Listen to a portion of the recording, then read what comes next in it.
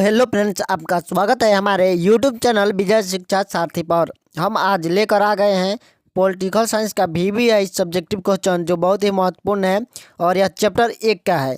और इसका अगला हम लोग जितने भी NCERT के चैप्टर हैं उसको बारी बारी से करेंगे। आपका एग्जाम तक सब कुछ हम समाप्त करने वाले हैं, तो हमारे साथ बने रहिए और वीडियो को लाइक करके चैनल को सब्सक्राइब कर दीजिएगा। तो चलिए, आपका पहला क्वेश्चन है कि सामाजिक विभाजन से आप क्या समझते हैं। तो सामाजिक विभाजन क्या है, इसको हम लोग समझेंगे। उत्तर कैसे लिखना है कि विविधता विकासशील समाजों की विशेषता है, यानी कि अलग विविधता क्या होता है, अलग अलग प्रकार का जो भी विकासशील यानी जो अभी विकास कर रहा है, वैसा समाज जो विकासशील यानी अभी विकास कर रहा है, तो उनकी क्या है, विशेषता है, यानी कि एक गुण है।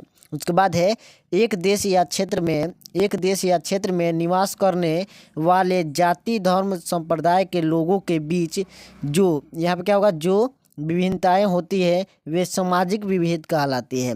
यानी कि देखिए, एक ही देश या एक ही क्षेत्र में निवास करने वाले जो भी लोग हैं उनके बीच जाति धर्म और संप्रदाय, यानी कि जाति होगा, धर्म होगा और संप्रदाय के बीच जो भी विभिन्नता यानी कि अलगाव पाया जाएगा वह क्या कहलाएगा, वह सामाजिक विभेद कहलाता है। इतना याद रखिएगा। उसके बाद है परंतु धन रंग क्षेत्र का विभेद सामाजिक विभाजन का रूप ले लेता है। ये क्या होगा, ले लेता है, यानी कि धन और रंग और क्षेत्र यानी काले गोरे लोग होंगे, धन जो गरीब होगा अमीर होगा, और क्षेत्र यानी कि एक क्षेत्र दूसरे क्षेत्र से अलग होगा, तो इससे जो विभेद होगा वह क्या कहलाएगा, वह सामाजिक विभेद कहलाएगा। कैसा विभाजन, सामाजिक विभाजन कहलाता है।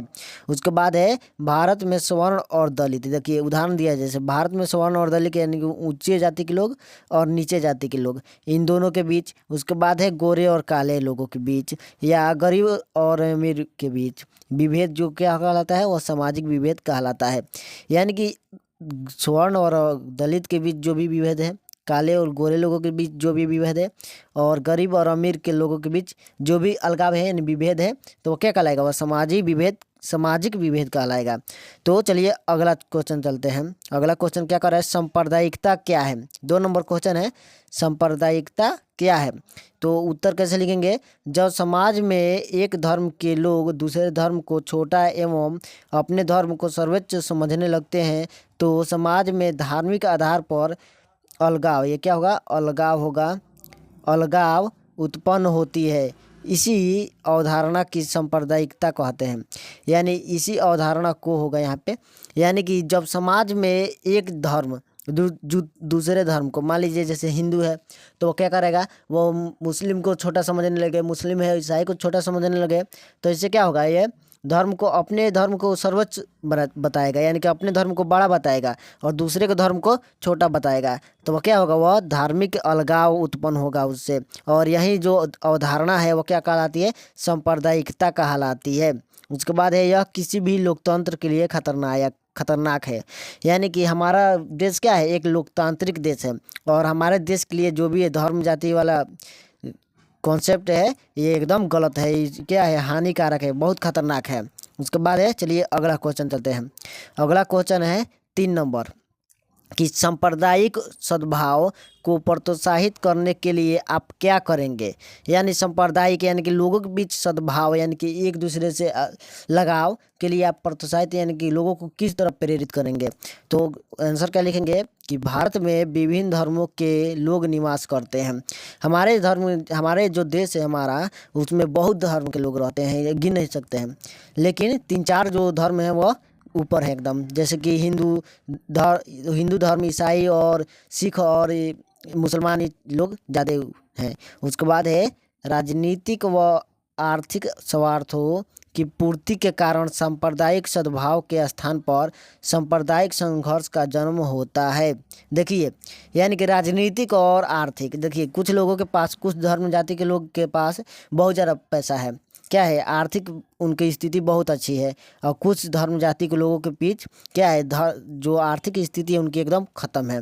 उसके बाद है राजनीतिक, यानी कि देखिएगा जो भी राजनेता होते हैं यानी कि नेता, वह क्या करते हैं, धर्म जाति के नाम पर वोट मांगने लगते हैं, तो उससे क्या होता है, सांप्रदायिक सद्भाव के स्थान पर क्या होता है, सांप्रदायिक संघर्ष, यानी कि संप्रदाय के बीच क्या हो, अलगाव होने लगेगा, यानी कि लोग एक दूसरे को देखकर जलने लगेंगे, तो उसका जन्म होता है। उसके बाद है सांप्रदायिक सद्भाव के लिए शिक्षा व जागरूकता का विकास, यानी कि सांप्रदायिक यानी कि धर्म के बीच जो कट्टरता है उसको खत्म करके सद्भाव यानी कि एक दूसरे से प्रेम बनाने के लिए लोगों को शिक्षित करना होगा और जागरूक करना होगा। जागरूक यानी कि लोगों को जगाना होगा, उसके प्रति बताना होगा। उसके बाद है विभिन्न धर्मों के लोगों में आपसी समझ का विकास तथा धर्म के राजनीति उपयोग पर रोक लगाना आवश्यक है। देखिए इसमें कितना अच्छा बात लिखा गया है कि शिक्षा व जागरूकता को विकास करना होगा। उसके बाद है विभिन्न धर्मों के लोगों को आपसी समझ का विकास करना, यानी जो भी धर्म के लोग हैं, जैसे हिंदू मुसलमान में ज़्यादातर लड़ाई होता है, तो इन दोनों के बीच क्या करना होगा कि इन दोनों के बीच प्यार बढ़ाना होगा, आपसी मतभेद नहीं पैदा करना होगा, इन दोनों के बीच जो भी राय विचार है इसको बढ़ाना पड़ेगा। उसके बाद है धर्म के राजनीतिक उपयोग, यानी जो धर्म के नाम पर वोट मांगते हैं उन पर रोक लगाना होगा। तो आपको क्वेश्चन समझ में आ रहा होगा तो अपने दोस्तों के पास भी शेयर कर दिएगा ताकि उनका भी कुछ ना कुछ हो सके और वो भी बढ़िया नंबर से पास कर सकें। उसके बाद है चौथा नंबर क्वेश्चन कि संघीय व्यवस्था राष्ट्रीय एकता के संवर्धन में सहायक है कैसे। तो आपको बताना है संघीय व्यवस्था यानी एक संघ के रूप में जो भी व्यवस्था चल रही है वो राष्ट्रीय एकता के विकास में किस तरह सहायक है। तो आपको बताना है भारत में संघीय शासन व्यवस्था की स्थापना की गई है, यानी हमारा जो देश है कैसा है, संघीय शासन व्यवस्था, इसमें संघ मिलकर काम करते हैं। उसके बाद है संविधान की रचना करते समय हमारे राष्ट्रीय नेता देश की एकता के प्रति चिंतित थे। क्या थे? चिंतित, यानी चिंता कर रहे थे। हमारी ऐतिहासिक और भौगोलिक परिस्थितियों ने हमें संघीय व्यवस्था अपनाने के लिए बाध्य किया, यानी कि हमारा जो भौगोलिक यानी कि जो रहने का क्षेत्र है और ऐतिहासिक जो इतिहास बोल रहा है उसके जो परिस्थितियां हैं वह हमें संघीय व्यवस्था की ओर अपनाने के लिए बाध्य कर दी, यानी कि एकदम मजबूर कर दी। उसके बाद है यदि आज़ादी के प्रारंभ से ही हमारी संघीय व्यवस्था की नींव कमज़ोर होती तो राष्ट्रीय एकता खतरे में पड़ जाती, यानी कि हमारा आज़ादी जब हुआ तो हमारा जो नींव था वह क्या होता, कमज़ोर होता। तो अभी तक हमारा देश बट चुका वाला होता, लेकिन हमारी जो नींव है वो एकदम मजबूत है और हमारे राष्ट्रीय एकता के प्रति खतरा पड़ जाता, लेकिन अभी कुछ नहीं हुआ है, अभी ठीक है। उसके बाद है उस समय देश विभाजन के कारण जातीयता, धार्मिक एवं सांप्रदायिक उन्माद एवं क्षेत्रीय भावना चरम पर थी। देखिए कि कितना बढ़िया बात लिखा है कि एक जाति के लोग दूसरे जाति को देखना नहीं चाहता था, एक धर्म के लोग दूसरे धर्म को देखना नहीं चाहता था।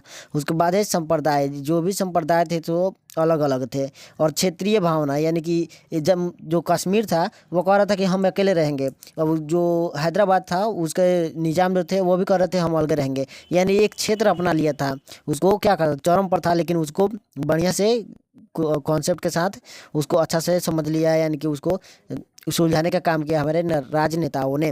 उसके बाद है स्वतः ऐसी विकट परिस्थितियों में मजबूत संघीय व्यवस्था की स्थापना कर ही सांप्रदायिक सद्भावना कायम रखा जा सकता था। देखिए कितना अच्छा बात लिखा है कि इन सभी जो भी आपके जो समस्या थी उसको निपटने के लिए सांप्रदायिक सद्भावना कायम रखना था, तो उसके लिए मजबूत संघीय व्यवस्था अपनाना पड़ा। उसके बाद है ताकि देश की एकता एवं अखंडता अक्षुण्ण रहे, यानी टूटे नहीं।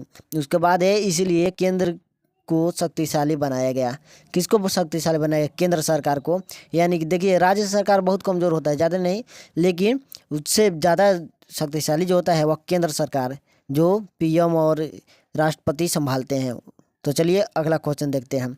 उसके बाद है कि भारतीय संविधान में लैंगिक समभाव के लिए किन किए गए विभिन्न प्रावधानों का उल्लेख करना है आपको। भारतीय संविधान में लैंगिक समभाव यानी कि लिंग के आधार पर समभाव यानी कि समान भावना के लिए विभिन्न प्रावधान यानी जो भी उपयोग किए गए हैं, जो भी समस्या से निपटने के लिए उपाय किए गए हैं उसका उल्लेख करना है हमको। तो क्या लिखेंगे उत्तर में? भारतीय संविधान में लैंगिक समभाव के लिए निम्नलिखित प्रावधान किए गए हैं, यानी नीचे लिखा गया है। निम्नलिखित मतलब क्या होता है? निम्नलिखित यानी नीचे लिखित। प्रावधान क्या होता है? यानी कि उसका निवारण चलिए, पहला है कि लिंग के आधार पर भेदभाव करने की मनाही की गई। यानी कि जो स्त्री और पुरुष में लिंग का भाव होता था, लिंग का क्या होता है, यानी कि स्त्री और पुरुष के बीच भेदभाव होता है, उसको क्या कहा गया, मनाही किया गया, यानी कि माना किया गया कि कोई भी स्त्री और पुरुष में भेदभाव नहीं करेगा। उसके बाद है रोजगार पाने के लिए पुरुष एवं नारी के साथ एक जैसा व्यवहार की व्यवस्था है। किस कैसे, तो एक जैसा व्यवहार, लेकिन हमारे राज्य में ज़्यादातर नारी को बढ़िया इथी दिया जाता है, उनको भी व्यवहार किया जाता है, और रोजगार पाने में भी उनको ज़्यादा छूट है, बहुत ज़्यादा। उसके बाद है नारियों को पुरुषों के समान ही मताधिकार दिया गया है, यानी कि मत का अधिकार दिया गया है नारियों को पुरुषों के समान। उसके बाद है राज्य के नीति निर्देशक तत्व के अंतर्गत कहा गया है कि राज्य अपनी नीति का संचालन इस प्रकार करेगा जिसमें पुरुष एवं नारी को समान कार्य के लिए समान वेतन मिले। यानी राज्य को नीति निर्देश दिया गया कि उसके अंतर्गत क्या होगा कि राज्य अपनी ऐसा नीति का संचालन करेगा जिसमें पुरुष और नारी को समान कार्य करेगा। एक ही मान लीजिए कोई ईंटा धो रहा है तो ईंटा ही धोएगा, दोनों उसको समान वेतन मिलेगा। अगर मान लीजिए कोई मंत्री का नहीं, कोई मान लीजिए सरकारी नौकरी कर रहा है प्यून का, तो उसको दोनों प्यून, यानी कि नारी भी प्यून बन सकती है और पुरुष भी, तो दोनों को समान वेतन ही मिलेगा। उसके बाद है 6 नंबर क्वेश्चन, देखिए चलते हैं 6 नंबर क्वेश्चन क्या कर रहा है। 6 नंबर क्वेश्चन है कि सामाजिक विभेद किस प्रकार सामाजिक विभाजन के लिए उत्तरदायी है। सामाजिक विभेद यानी कि सामाजिक अलगाव किस प्रकार सामाजिक अलग होने के लिए, भेदभाव के लिए क्या है, उत्तरदायी है। तो आपको बताना है वास्तव में सामाजिक विभेद, सामाजिक विभाजन और सामाजिक संघर्ष के लिए मूल रूप से उत्तरदायी है।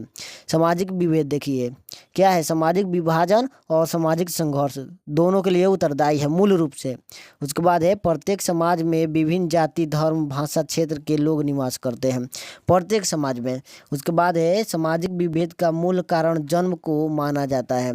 सामाजिक विभाजन देखिए, अगर कोई बच्चा अगर दलित में जन्मता है तो उसको दलित ही समझा जाता है, कोई उच्च जाति में जन्मता है तो उसे उच्च जाति का ही समझा जाता है, यानी कि उसको जन्म को ही माना जाता है। ठीक है। उसके बाद है विविधता अच्छी चीज़ है। विविधता क्या है, अलगाव, यानी अलग अलग प्रकार के लोग रहना क्या है, अच्छी बात है, लेकिन परंतु यह राष्ट्र के लिए घातक भी है। देखिए विविधता अच्छी है, लेकिन ज़्यादा हो जाए तो वह क्या, राष्ट्र के लिए घातक हो जाती है। धर्म, क्षेत्र, भाषा, संप्रदाय आदि के नाम पर आपस में उलझना राष्ट्र को कमज़ोर बनाना और सामाजिक विभाजन के खतरे बढ़ जाते हैं। यानी कि जो लोग धर्म, क्षेत्र और देखिए भाषा और संप्रदाय के नाम पर जो लोग लड़ते हैं, आपस में उलझते हैं, वह क्या करता है, राष्ट्र को कमज़ोर बनाता है। उसके बाद क्या है कि सामाजिक विभाजन भी खतरे में पड़ता है। उसके बाद है अतः सामाजिक विभेद को मिटाकर ही सामाजिक विभाजन को रोका जा सकता है। यानी कि समाज में जो भेदभाव हो रहा है उसको मिटाकर ही समाज को अलग होने से रोका जा सकता है। तो आपको क्वेश्चन समझ में आ रहा होगा तो चैनल को सब्सक्राइब करके वीडियो को लाइक कर दिएगा। धन्यवाद। इसका अगला पार्ट हम जल्द ही लेकर आने वाले हैं, तो वीडियो में बने रहिएगा।